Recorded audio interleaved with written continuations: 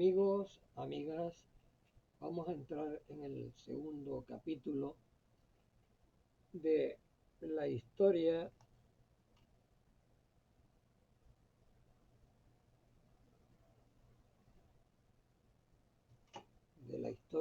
del rock en mi vida. Sí. En la primera, digamos, parte, llegué hasta donde les había hablado un tanto de mi trayectoria hasta llegar a los Rocking Boys. Los Rocking Boys en aquel momento era lo único que se movía en Canarias, a través de Luis Tavío, que había llegado de Inglaterra y había montado Amigos del Rock and Roll. Sí. Y eran una tonelada de jóvenes los que estaban metidos en el ajo. Pero claro, salir a un escenario, 40 personas cantando rock and roll, eso, vamos, complicado. Y más con los instrumentos que habían en aquel momento. Por lo tanto, creo, según me contó el fallecido Molano, que había sido el primer batería del grupo, que se decidió que el grupo sería formado por unos cuantos nada más. Y en esos cuantos pues estaba Argeo, que creo que también está fallecido, Luis Tavío, que falleció hace poco, Molano, que falleció hace poco, Miguel Crosier, que creo que también falleció. Es decir, que el único que yo vi con vida fue a Rafael Temes, lo veía a cada momento en el kiosco del Parque García Sanabria, donde está el reloj de flores. Y digamos que a partir de los Rocking Boys en adelante es cuando empiezan a aparecer nuevos grupos. Y entonces tengo que contar de mí mismo, claro, porque yo, después de haber escuchado el disco de Fat Domino y de haber visto en el Teatro Guimerá aquel grupo francés, pues se me cruzaron los cables y dije, ¿y por qué no soy yo capaz de montar un grupo de rock? Y aquí, en la calle San Martín, ahí en la esquina, en casa de Gega, que no tenía la reja que tiene hoy en día, ahí solíamos no solo ir a jugar a las moneditas, que eran partidos de fútbol entre dos, con 2 pesetas y media peseta en el medio. Y marcábamos las rayas de la portería y del medio campo, las marcábamos con tiza. Bien, pues ahí yo le quitaba a mi madre unos tenedores o unos cuchillos o unas cucharas, lo que fuera, para hacer ruido como haciendo la batería. Y luego con el resto de los chicos del barrio, donde estaba Manolín, Vicente, venía Bermejo, que vivía enfrente de la iglesia San José, Leandro, bueno, entre todos, dije yo, bueno, ya que el grupo que tocó en el Teatro Guimerá se llamaba Les Chausses Noires, creo, o Les Champions, es decir, no recuerdo bien el nombre, aunque creo que el nombre que más me suena era el de Les Chausses Noires, que es los pantalones negros en francés, aunque está mal pronunciado porque no sé francés. Y yo dije, bueno, pues vamos a ponerle al grupo el nombre de los Camisas Negras. Y a partir de ahí, de que yo empecé con aquello, pues ahí, como ya estaba de moda y lo ponían los guateques aquí en esta sala, el bailar con las chicas del barrio, pues las canciones de los Teen Tops, ¿sí? Que fue el primer grupo de rock mexicano, aunque Enrique Guzmán, que era el líder, era venezolano y se afincó en México, el que hacía que las canciones que cantaban desde Elvis Presley a todos los que habían en aquella época, Bill Haley, bueno, toda la gente, ¿no? que estaba en ese momento, Chuck Berry, todo lo que había en Estados Unidos, en inglés americano. Ya se sabe que el inglés es más perfecto que el inglés americano, que es más chapucero, pero en fin, todas esas canciones Enrique Guzmán las pasó a español, a su manera, me imagino. Y el caso es que era el que sonaba en España, sonaba, pues aquí llegaban las influencias y nosotros pues empezamos a conocer desde Popotitos, El Ro de la Cárcel, La Plaga, es una de tantos, Confidentes de Secundaria, y nosotros ahí tratábamos de hacerlo, pero sin instrumentos, porque lo único que tocaba yo era, ya digo, o dos tenedores, o dos, no teníamos nada. Pero Bermejo, que sus padres tenían un poder económico, pues apareció un día con una guitarra eléctrica, guitarra eléctrica. Nos quedamos asombrados. Bermejo con su guitarra eléctrica. Bueno, pues la idea era ver si podíamos hacer de alguna manera algo para conseguir dinero y poder montar el grupo. Pero resulta que tal como ya les conté, yo me dedicaba a jugar al futbolín en Las Mimosas, en el centro recreativo de Las Mimosas, y eso originó que ese amigo se lo contara a mi padre dijera a mi madre que fuera al instituto y se enterara de las actividades de su hijo, y las actividades de su hijo no eran escolares, sino que estaba todo el día jugando al futbolín. Y entonces, pues él, como en el bar Atlántico, él era el encargado del bar Atlántico, no, pues habló con don Ricardo Hodgson Lecuona y le dijo cuál era el problema que tenía con su hijo.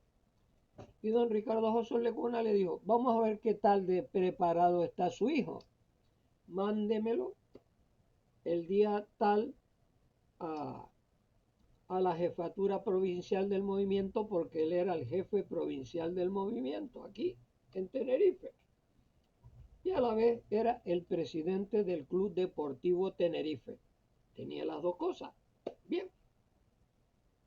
Yo me presenté al examen y cuando llegué como siempre en mí, en vez de hacerlo a su debida hora, llegué más tarde.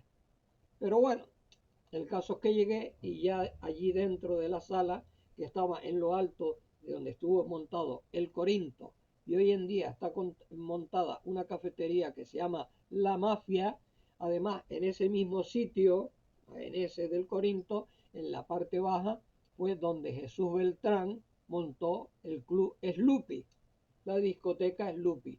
Pues muy bien, allí en la segunda planta que era, creo que era, allí, pues él me vio llegar, miró como para el reloj diciendo, has llegado tarde, ¿no? Siéntate ahí, había una serie de mesas, me dio un papel folio y me dijo, vamos a hacerte un examen. Primera pregunta, ¿dónde queda Motril? Bah, eso me lo sabía de carretilla, puse Granada. Segunda pregunta, hágame estos quebrados. Me puso unos quebrados, yo los quebrados los sabía hacer porque me los habían explicado bien y los sabía hacer. Hice los quebrados. Bien. Tercera pregunta. La tercera pregunta fue sobre... Ah, no fue pregunta. Fue que me empezó a leer un texto y yo como un dictado. Y yo lo empecé a escribir a ver si tenía faltas de ortografía, claro. Y resulta que en esa entrevista que tuvo mi madre en el instituto con la señorita Adela, le había dicho que qué pena de chico cuando es un chico que escribe muy bien y que no tiene faltas de ortografía. O sea que el dictado lo hice, vamos, perfecto. Y la cuarta pregunta ya vino relacionada con lo que había en aquel momento y me dijo, escriba sobre la vida de José Antonio Primo de Rivera. Y la quinta y última pregunta fue, escriba sobre la vida de Francisco Franco Bahamonde. Eran, vamos, nada. Le entregué el examen, vamos, rápidamente, porque vamos, lo hice en un plis-plas. Incluso todavía había gente dentro de allí del recinto, del salón, que no habían terminado el examen, pero yo lo terminé y se lo entregué. Y me dijo, qué rápido, sí, tenga. Bueno, ya le avisaremos, como se suele decir hoy actualmente en los programas de televisión. Yo me fui, bien. Y entonces mi tío Efrén Crisólogo Hernández Pérez había cogido un contrato en el Hotel Neptuno de Bajamar. Y un día, pues me llamó y me dijo, mira, Paqui, que era como me llamaba la gente de la familia, mira, Paqui, te tienes que venir conmigo al Hotel Neptuno a tocar la batería porque el batería que tenía no viene, se fue del grupo. Y yo le dije, pero si yo no he tocado nunca la batería, si yo siempre lo que he usado ahí en esa esquina han sido 2 cucharas, 2 tenedores o 2 cuchillos. Dice, no importa, tú vente. Y nada, me fui, me vine a buscar, me llevó.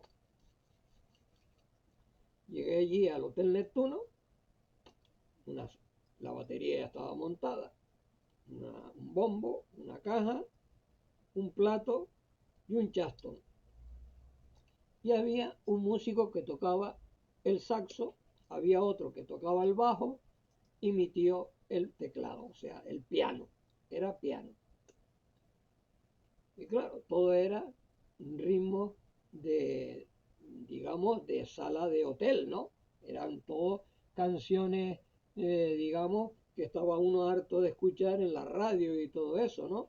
No era rock, ni nada, sino eran valses, pasodobles, boleros y tal. Y yo, dentro de lo que más o menos movía, empecé a tocar. No me dijeron nada, si lo estaba haciendo bien, si lo estaba haciendo mal. El bajista, que era el que se tenía que compenetrar con lo que yo hacía, y yo con él, tampoco me dijo nada. Y eran 2 militares, eran 2 músicos militares que tocaban en la banda de música militar. Bien, pues enfrente de donde yo estaba tocando había una chica inglesa, supe después que era inglesa, pues claro, no hacía sino mirarme y yo, pues nada, cuando terminé, que dijo mi tío Efren, descanso, me levanté y fui a la mesa porque vio que me estaba mirando y además me guiñó un ojo. Y yo dije, bueno, con 13 años que tenía, casi 13 años que tenía, pues yo dije, bueno, pues no sé.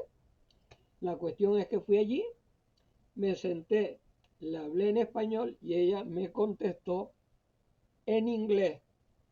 Y como yo ya iba con la onda inglesa que me había pasado incluso en la terraza del bar Atlántico, al ser mi padre el encargado del bar Atlántico, pues allí venían los personajes que venían en barco, en los transatlánticos, y iban a parar al bar Atlántico o al kiosco Alameda. Y allí, pues a través de Pepito, que era el camarero, amigo de mi padre, pues él me iba presentando a gente famosa. Y allí fue donde yo, pues, conocí a personajes que no sabía ni quiénes eran. Y eran personajes muy importantes, ¿sí? Porque al primero que conocí fue a Onassis. ¿Y qué sabía yo quién era Onassis? Ni idea. Después empecé a conocer a María Cala, conocí, sí, empecé a conocer a un montón de personajes que no, pero que no sabe, que, bueno, y claro, ellos me hablaban en inglés y yo más o menos captaba lo que me decían. Y yo les respondía dentro de mi inglés que había escuchado en los discos y un inglés medio de garrafón, me imagino. Y claro, digamos que ahí empecé yo, digamos, a relacionarme y conocí a Gila, a Rafael Ibarvia, a Maciel, a Carmen Sevilla, no sé si también, sí, Valerio Lazarov, porque mi padre además pues les daba de comer a los artistas. Y como mi padre sabía que yo era una persona que amaba la música y amaba a los artistas y tal, me llevaba a esos encuentros. Y por ejemplo, en la Plaza de los Patos estuve yo cuando estaban grabando Valerio Lazarov a Carmen Sevilla. O estuve en la Rambla cuando allí le grabaron una secuencia a Enrique Guzmán, que lo conocí en persona, de la película Acompáñame. Y luego arriba en la Universidad de La Laguna, igualmente con Rocío Dúrcal. Y luego con el dúo dinámico en el Hotel Mensei, también. Sí, es que fue una continua llegada de artistas a los que mi padre les daba de comer, aparte de que le daba de comer también al gobernador civil, al secretario, a la secretaria, a no sé quién, porque iban todos a comer en aquella época al Atlántico y después un poco más adelante al Corinto, porque mi padre fue el primero que hizo batidos de helado frío caliente, algo, una novedad que aquí la gente no conocía. Y después hizo batidos de papaya y de aguacate, cuando la papaya y el aguacate lo dejaban caer del árbol y se podría, ¿no? en el suelo. Y mi padre aprovechó aquello y hizo una serie de cosas que eran, vamos, en aquel momento eran impensables. Y toda la gente, vamos, es que acudían a donde estaba mi padre, ¿no? Para que les hiciera todos esos platos exquisitos que él elaboraba. Y que a la vez los que trabajaban con él iban aprendiendo de todas esas cosas que él hacía. O sea, luego salieron de allí y se hicieron populares haciendo las mismas cosas que habían aprendido de mi padre, ¿no? Bueno, pues la cuestión es que yo, mmm, por esa golfería que había hecho, por ese examen que había hecho, resulta que mi tío Efrén ocurrió una cosa curiosa allí en el Hotel Neptuno, y fue que me llegó un tío espigado alto, ¿no? Con una chaquetilla de esas andaluzas y tal, y me dijo: chaval, quiero que vengas esta noche al Hotel Nautilus y me acompañes a la batería. Yo le dije, pero yo dije, pero ¿cómo te voy a acompañar a la batería? Si yo en esto llevo 3 días aquí, llevo 3 días aquí, y lo único que me entusiasmaba ya el ir era porque me había liado con la chica esta inglesa, que era más vieja que yo, de edad, pero una jovencita, y nos bañábamos ahí en la piscina del hotel y conocí a los padres de ella, y bueno, fue mientras duró aquella chica allí, que estaba de vacaciones, pues yo estaba con ella. La cuestión es que, bueno, me dice mi tío: sí, vete con este hombre, y ese hombre lo que era un bailarín andaluz, salía a bailar, y claro, las canciones eran todas estas andaluzas, y bueno, pam, pararán, parararararán, pararán, y todo, y yo no hacía sino redoblar, y de vez en cuando él se ponía a taconear, hacía, le daba al plato, ¿no? Bueno, termina la actuación de ese día y llega este hombre, me va, yo ya me iba con mi tío Efrén para venir para Santa Cruz, para venir a mi casa, y, y me llega y me da 5.000 pesetas de aquella época. Yo me quedé alucinando, le dije a mi tío: mira, me dio 5.000 pesetas. Dice: Maravilloso. Y me dijo, pues tú cada vez que te llame pues vete allí. Pero claro, al día siguiente de eso, mi tío Efraín me dice, mira, no podemos ir a Bajamar. Digo, ¿cuál es el problema? Dice, me acaban de nombrar jefe de la banda municipal de Garachico. O sea, que se iba para Garachico con mi tía y sus hijos y me dijo, tú te vienes conmigo. Y yo me fui con él para Garachico. Y estuve en Garachico, pues, un, pues no sé si fue un mes o 2 meses. Estuve allí. Allí conocí el convento que estaba enfrente de la casa donde ellos vivían, de las monjas estas que son, que vamos, que se tapan la cara y vamos, y se entierran ellas allí mismo y tal. Y yo les hacía incluso los mandados. Les hacía mandados y tenían un torno donde a ellas no se les veía, sino que se les metía la comida en el torno y giraba y la recogían ellas. Y ellas me ponían el dinero también por el torno. Pero un día, la familia de Fernando H. Guzmán, que en paz descanse, el primer director de cine canario, con actores canarios, tenía una familiar, no sé si era hermana de la madre de él o qué, era familiar, y nos dejaron entrar. Pero la familiar delante y detrás la madre superiora, digo yo. Pero estaban con la cara descubierta, no tenían la cara cubierta. Y nada, allí, bueno, se relacionaron, hablaron cómo está, muy bien, con cosas de la iglesia y cosas de tal. Bueno, muy bien. La cuestión es que, bueno, pues yo, digamos que al ser santacrucero, pues toda la gente me preguntaba cosas, ¿no? Y fue cuando inauguraron el Caletón de la Matanza. Inauguraron el Caletón de la Matanza y mi tío montó una orquesta allí, montó una orquesta en el Caletón de la Matanza y allí tocaban, había como una especie de pollete y tocaban allí. Y un día vinieron a tocar, creo que fueron los Megatones, y empezaron a tocar twist, Madison, rock and roll. Oh, aquello, aquello me alegró.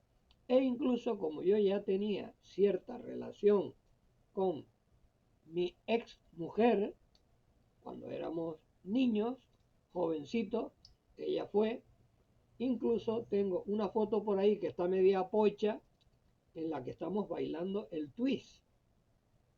¿Sí? Estamos bailando el twist. Aquello me emocionó una barbaridad. Y bueno, cosas de la vida. Yo había una fiesta en lo alto de Garachico. Ahí estuve bailando con una chica que me gustaba bastante, me atraía bastante, y estuve bailando con ella como 3 o 4 horas. Cuando siento que me tocan por detrás, y era mi padre. Y me dice, prepárate que nos vamos para Santa Cruz. Me cortó la situación con aquella chica, ¿no? Bueno, pues vámonos para Santa Cruz, nos vamos para Santa Cruz, y en el camino me dijo, mañana ya te hemos comprado una maleta, aquello era de risa, una maleta de madera así chiquitita, donde cabían 4 cosas nada más. Y dice, te vas para Sevilla, porque don Ricardo Hodgson Lecuona te ha aprobado y te ha concedido la beca para que estudies en la Universidad Laboral de Sevilla. Oh,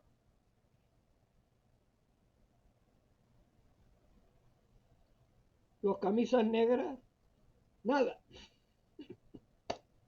Se acabó los camisas negras, no pude actuar con ellos, no pude hacer nada con ellos, absolutamente nada. Al día siguiente me monté en el Ciudad de Cádiz, el Ciudad de Cádiz hizo Santa Cruz de Tenerife, Las Palmas de Gran Canaria, de Las Palmas de Gran Canaria a Cádiz, en Cádiz una parada y de Cádiz por Sanlúcar de Barrameda hasta pasar la Inclusa por el Guadalquivir a Sevilla. Y ahí estaba la guagua de la universidad, que allí es autobús, la guagua de la universidad esperando, donde yo y varias personas más que iban a la Universidad de Canarias y de Cádiz, entramos en la guagua y nos llevaron a la Universidad Laboral. Cuando yo llegué a la Universidad Laboral y vi toda aquella edificación enorme, con una torre central altísima, bueno, me puse en la fila como todo el mundo. Y cuando estaba en la fila y ya casi me llegaba el turno, había uno delante de mí, el cura que estaba allí, el sacerdote, le dijo, ¿qué profesión? Y el que estaba delante de mí dijo, electrónica. Y yo no sabía nada ni de electrónica ni de nada de eso. Yo qué sabía de eso, no tenía ni idea. Lo único que me gustaba era la música, nada más. Y claro, música allí no te iban a dar. Entonces me tocó a mí y me preguntó y le dije lo que dijo el de que estaba delante, electrónica. Me apuntó y me dijo, vete al guardarropa y allí hay una persona que te va a dar la ropa. Claro, aquella maletita pequeña llevaba 4 cosas, pero claro, allí me dieron pantalones, el mono de trabajo, zapatos, calcetines, calzoncillos, me dieron de todo. Y me mandaron al colegio San Isidoro, que era donde se empezaba a hacer el primer curso, segundo y tercero, hacían los cursos de formación profesional. Pero claro, ¿qué ocurrió? Ocurrió que la música eran los sermones, las misas, los santos rosarios, es decir, que yo, que aquí había estado, digamos, en un aspecto más libre, de repente me vi amarrado. Sí, por la mañana te duchabas, ibas a misa, salías de misa en fila al desayuno.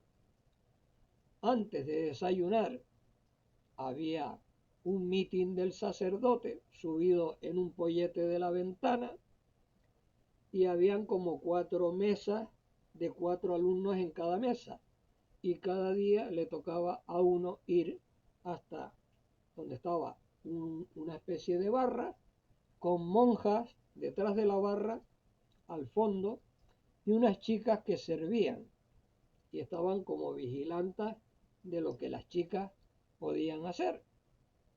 Bien, se recogían los cubiertos, terminábamos, cuando terminábamos los volvíamos a llevar y bajábamos al patio. En el patio nos volvían, estábamos un ratito allí, nos volvían a formar y a clase. Terminábamos de clase, ya afuera, pues claro, imagínense ustedes lo que es estudiar tecnología de electrónica, lo que era estudiar historia, lo que era estudiar física y química, bueno, de todo, pero principalmente de religión. Entonces, lógicamente, digamos que era algo que en mi cabeza tenía que empezar a procesar para ver cómo salía yo de todo aquello. Y fue cuando me dijeron, bueno, se va a montar una tuna universitaria, pues ya estaba montada, no me acuerdo, Y allí pues se puede uno liberar un poco cantando. Bueno, pues eso me encantó. Como me había encantado cuando llegué a Cádiz por primera vez y me paré frente a un escaparate y vi por primera vez la televisión. Yo no había visto la televisión.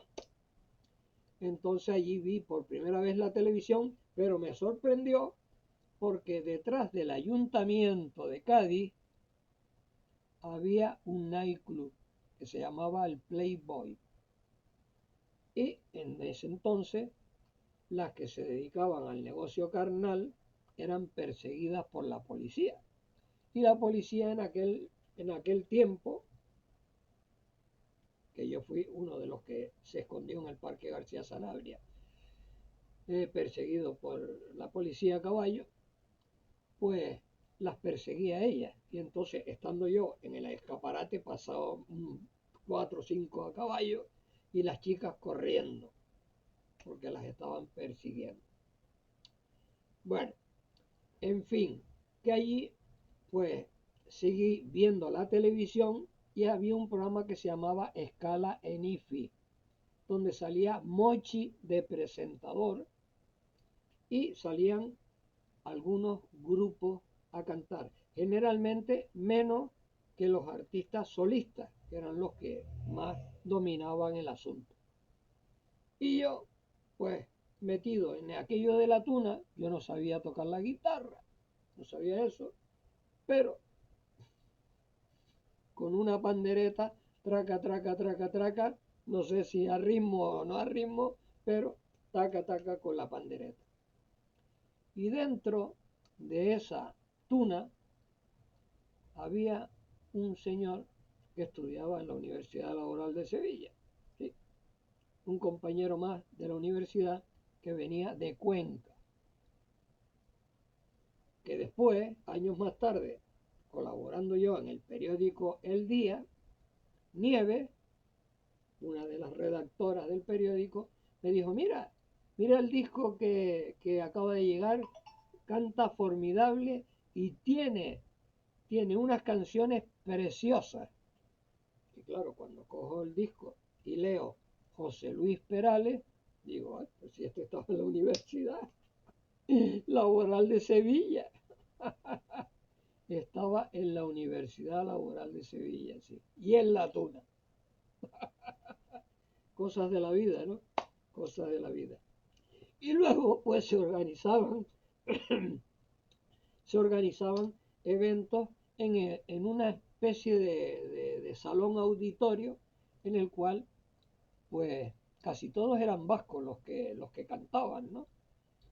Y me metieron a mí porque sabían que yo era un enamorado de la música, pero me metieron a cantar zarzuela. Y una de que más recuerdo, que incluso tengo fotografías de ello, era el Tanganillo de Cádiz. ¿Sí? Había un cantante que no era vasco, que era Asensio, pero no recuerdo muy bien el resto de los nombres de los demás, pero eran vascos. ¿Sí? Sí, no sé si estaba también Leopoldo Cebrián, también creo. Y claro, metido en todo ese ajo, resulta que yo, pues, me había dado, ¿no? Lo que siempre me ha dado por la cabeza, de que algo se podía hacer para no ser igual a todos los demás que estaban dentro de la universidad. Y me surgió, ¿sí? Me surgió, y fue que sabía que en Canarias los productos eran más baratos que en la península, porque aquí teníamos Puerto Franco. Y entonces los profesores, que eso lo sabían, habían internos que eran sacerdotes y externos que venían de Sevilla. Y ellos me pasaban pues notas de pedido para que yo fuera a la universidad con lo que los pedidos que me hacían y me mandaban el dinero por correo postal. Sí. Y eso hacía que yo tuviera unos privilegios que no tenían otros. Y era que pues me daban invitaciones para ir a ver al Sevilla y al Betis, que estaban en primera división, y veía los partidos del Betis y el Sevilla. Y de paso, pues si yo, digamos que ya en Cádiz, el segundo año, había estado en el Teatro Falla viendo actuar a Emilio el Moro y a Rafael cuando estaba empezando, porque me había empatado con una chica de allí, de Cádiz, ¿sí? Y además estaban haciendo el servicio militar por la Marina mi primo Alberto y un señor de aquí del barrio El Toscal, que era conocido por Paco el Torero. Y entonces ellos, vestidos de marineros, muchas veces cuando yo llegaba con el barco a Cádiz, ellos me esperaban allí. Incluso se gastaron el lujo de hacer una broma que no me hizo mucha gracia, porque estaba yo con esta chica y ellos dos se pusieron a decir, mira que se lo vamos a decir a tu novia. Y ella se ponía apurada, lógico. Es que tú tienes novia en Tenerife, ¿no? Y yo le decía, no, le mentía, ¿no? Porque sí, tenía novia aquí en Tenerife, que fue con la chica que luego me casé. Bueno, pues la cuestión es que en la universidad, por una, digamos, una familia o conocida que tenía mi segunda madrina que murió hace poco, Josefina Aguiar Sirven, pues yo conocí a una chica que de allí de Sevilla, que se movía en una autoescuela y con ella pues pasaba los fines de semana porque me venía a buscar allí y entonces los curas no me prohibían como a otras personas el poder salir. Incluso pues muchas veces llegaba más tarde. Y claro, el tiempo que estaba fuera de la universidad pues me lo pasaba escuchando la música que a mí me gustaba, que era la época del principio del rock, ¿sí? La época del principio del rock en Andalucía. Y ahí empecé yo a escuchar a grupos de rock andaluz. Había uno que cantaba con el garrotán, a la vera, vera, vera de San Juan, ¿sí? En rock, que era una canción popular allí, pero que ellos lo hicieron en rock. ¿Sí? Y todo eso empezó a moverse, digamos, durante el tiempo que yo estuve estudiando en la Universidad Laboral de Sevilla hasta que finalicé y regresé a Tenerife. Porque la cuestión era que yo siempre tenía una suspendida en junio y hacía 2 viajes, porque tenía que ir a recuperar la suspendida, volver a Tenerife y luego volver para iniciar el otro curso. Y en esos 2 viajes, pues yo podía llevar mercancía de la que me pedían, cigarrillos, ropa, transistores, lo que me pedían. Yo tenía un convenio con un hindú en la calle San Pedro Alcántara, con el cual pues yo tenía un trato con él en el que yo pues me llevaba una comisión, ¿sí? Que eso duró bastantes años después, que ya lo contaré en otro capítulo. Bien, pues estando aquí, yo, digamos que había un grupo en el barrio, ya en ese momento, porque los camisas negras sí se hicieron grupo y tocaron. Yo no estaba, pero tocaron en festivales. Pero había un grupo aquí en el barrio, que eran los Misteriosos, que yo tenía pues cierta amistad con ellos, ¿no? Sobre todo con Enrique Sanfiel, ¿no? Y bueno, pues yo me uní a ellos, pues de una manera colaboradora, ¿sí? Porque a veces yo he utilizado la palabra manager, Pero es que manager aquí solamente estaba Fariña, que tenía, digamos, una oficina con secretaria y tal. Pero yo lo que hacía era colaborar. Y colaboré bastante con los misteriosos, ¿sabes? Ayudaba a llevar los instrumentos, les buscaba algunos sitios donde tocar, ¿sí? Algunos sitios donde se tocó eso. Incluso monté una sala donde está la Sala Iberia, que era en la Plaza Patriotismo, donde estaba el Parque Recreativo, que fue el primer cine en 1906 que se montó aquí en la isla, a través de don Ramón Baudet Grandi, pero que hoy no tiene ni una placa siquiera que conmemore el asunto, porque el nombre de don Ramón Baudet Grandi lo pusieron como calle en Ifara, o sea que de Ifara al Parque Recreativo en la Plaza Patriotismo, que hoy es la Caixa, lo que está allí, aparte de que Emilio García, que era alcalde de Santa Cruz, se cargó la ciudad juvenil, donde nosotros lo pasábamos de miedo, porque nosotros, niños, jovencitos, ¿qué sabíamos de política ni de nada? No sabíamos nada, íbamos allí a jugar, nada más, los chicos y las chicas.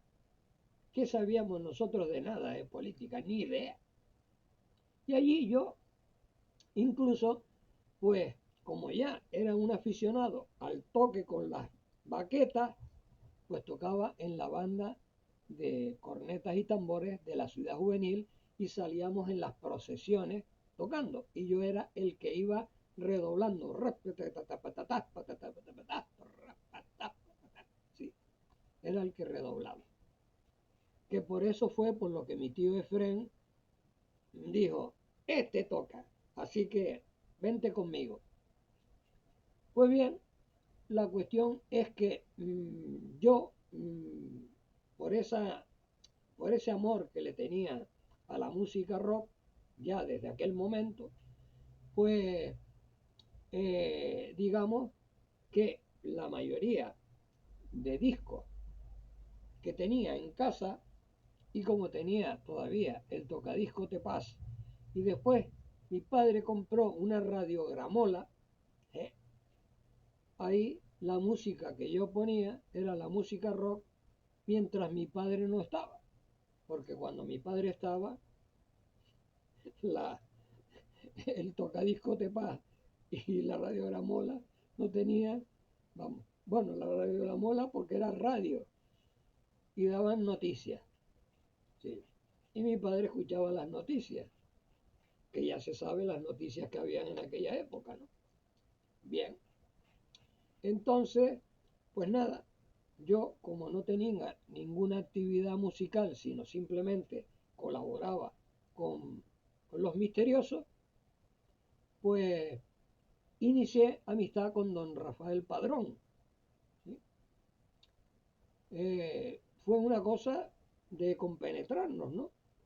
Porque ese empuje que he tenido yo siempre de querer aprender, pues me llevó a estar con don Rafael Padrón ahí en Sony Radio, en la calle Imeldo Serí o calle Barranquillo, que tenía allí la empresa, pues me llevaba a estar con él bastante tiempo, ¿no?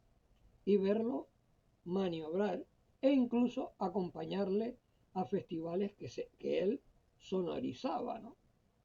Y por eso, pues como él era prácticamente el que sonorizaba la mayoría de los festivales que se hacían aquí, pues bueno, pues yo estaba con él y ya más o menos lo veía manejar cosas que me llamaban, digamos, mucho la atención, como era pues que se inventó el eco, la reverberación, sí, tenía una serie de cosas que me decía, mira Paco, eh, escucha esto, cogía una cinta, la metía en un magnetofón chiquitito que solamente lo tenía en aquella época Radio Nacional de España y valía 1.000.000 de pesetas, pero él lo montó él por su cuenta, montó aquel magnetofón por su cuenta, era un tío listísimo, ¿no? Y pasaba una cinta de estas de grabación, ¿no? pequeñita, y me decía, di tú, hola, Paco. Y yo llegaba allí y decía, hola, Paco.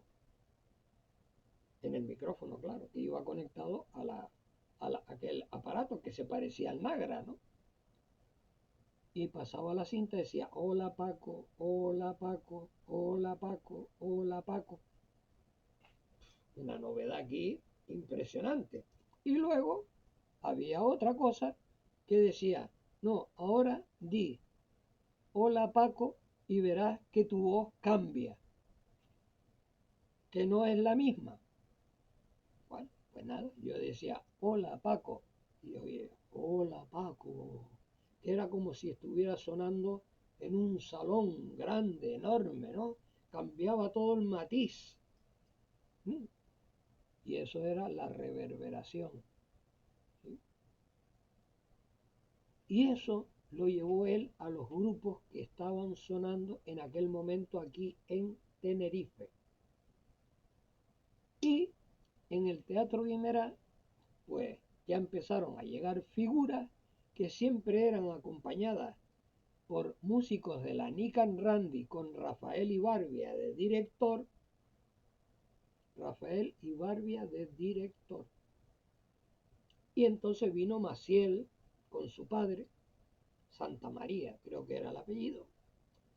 Vino Rafael, vino Julio Iglesias, vino Gila, y bueno, con todos ellos pues mantenía, yo como jovencito, mantenía pues conversaciones con ellos, pero conversaciones de un niño con un adulto, nada de tal, o hazme este mandado, ¿no? Cualquier cosa. Y con Gila, por ejemplo, pues lo conocí en el Bar Atlántico, en la terraza, que me lo presentó Pepito, y me preguntó, ¿queda muy lejos el Teatro Guimerá? Y yo le dije, no, no, no, si está aquí cerca, podemos ir caminando. Y fui con Gila caminando hasta el Teatro Guimerá. Y en el camino me dijo, ¿tú me puedes echar una mano? Y yo le dije, claro, ¿qué es lo que hay que hacer? Entonces me dijo, mira, hay que rellenar unos sacos con lo que sea y hacer una especie de barricada. Luego necesito un teléfono y un casco. Entonces yo hablé con el bombero. El bombero me dijo, sí, sí, yo le dejo el casco y además quito de aquellos teléfonos antiguos que estaban pegados en la pared, que eran de veo y tal, quitó, desconectó el teléfono y ¡pum! Y se lo puso encima de la barricada. Y allí Gila contó aquello de, oiga, que se ponga, es la guerra, que se ponga. Sí, amén de que la orquesta Nican Randy le acompañaba detrás musicalmente. Ahí ya no estaba con Ibarbia, creo, sino la orquesta directamente completa. Sí.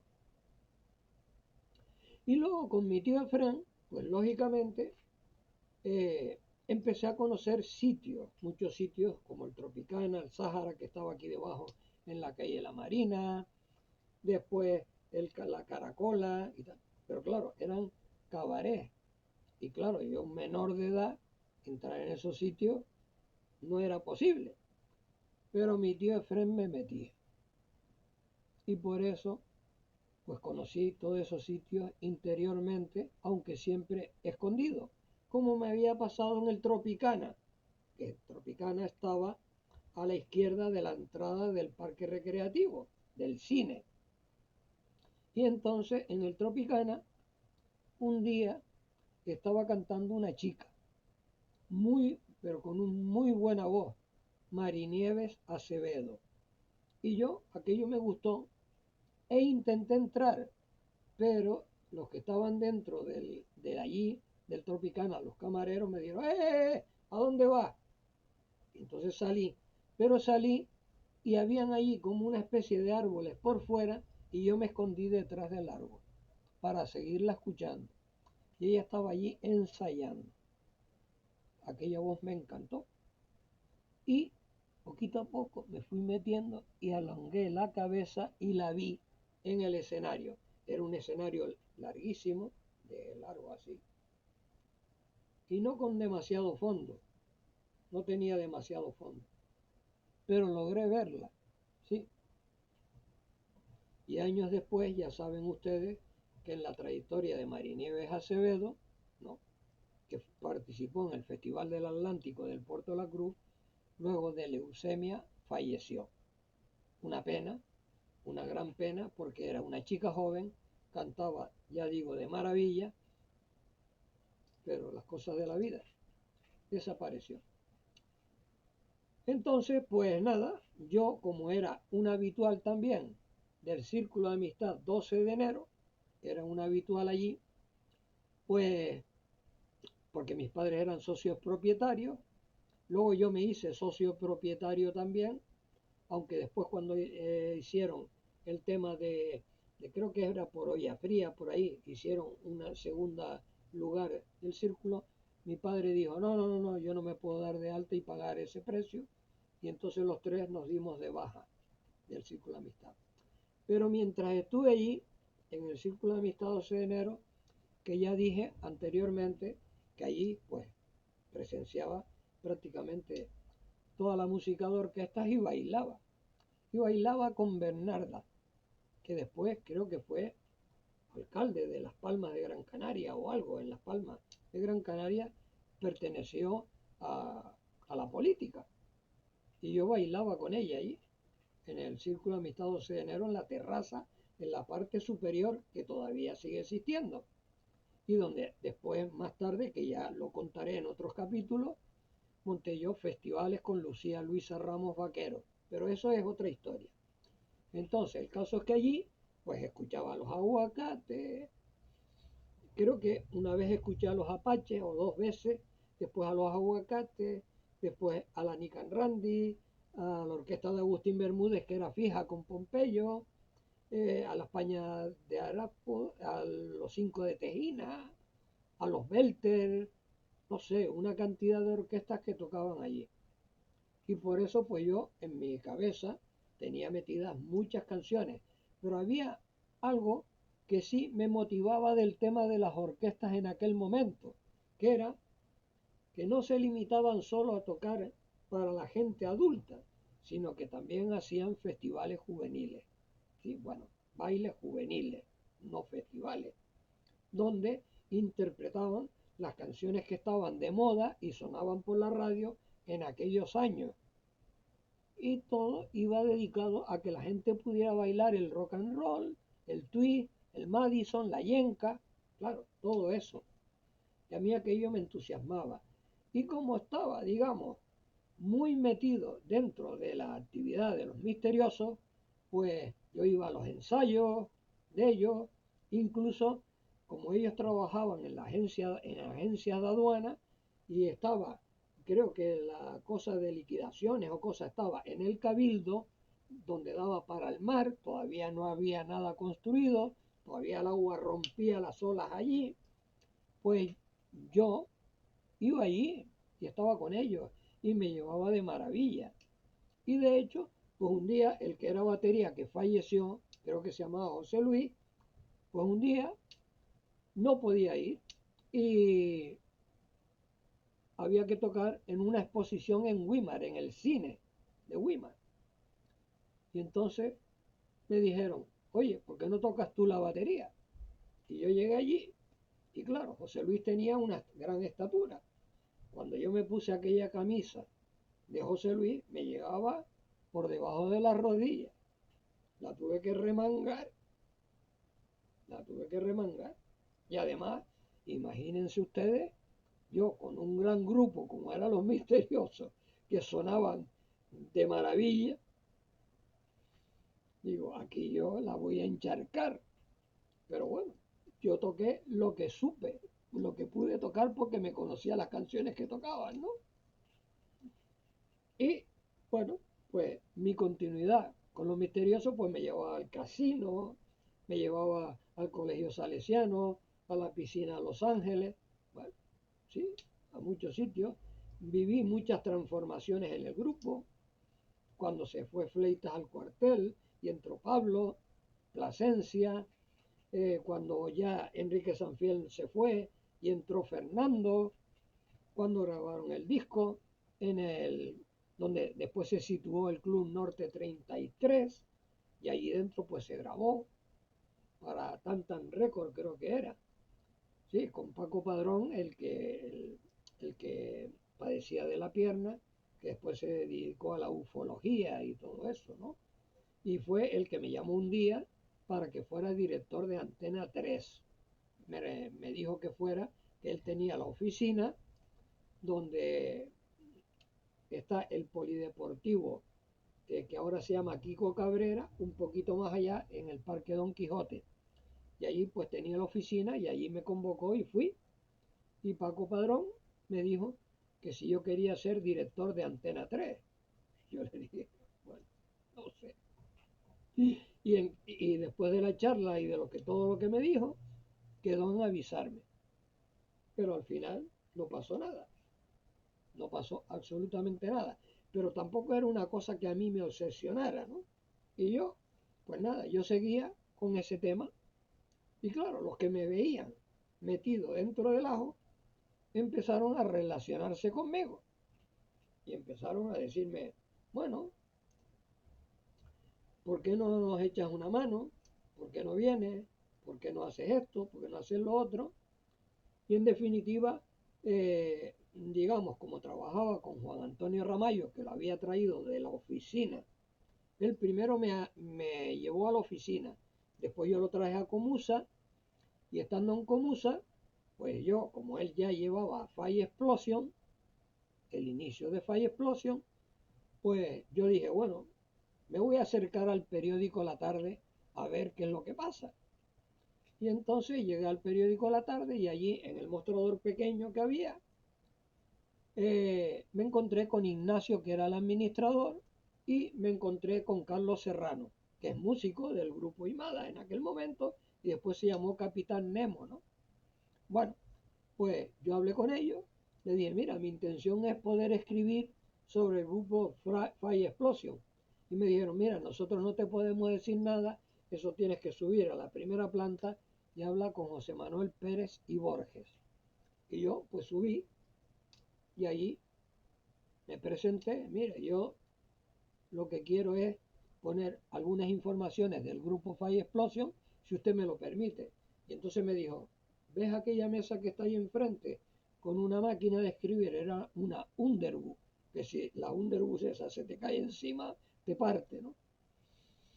Bien, pues me dijo, ya a partir de hoy o mañana, ya puedes empezar a escribir en el periódico.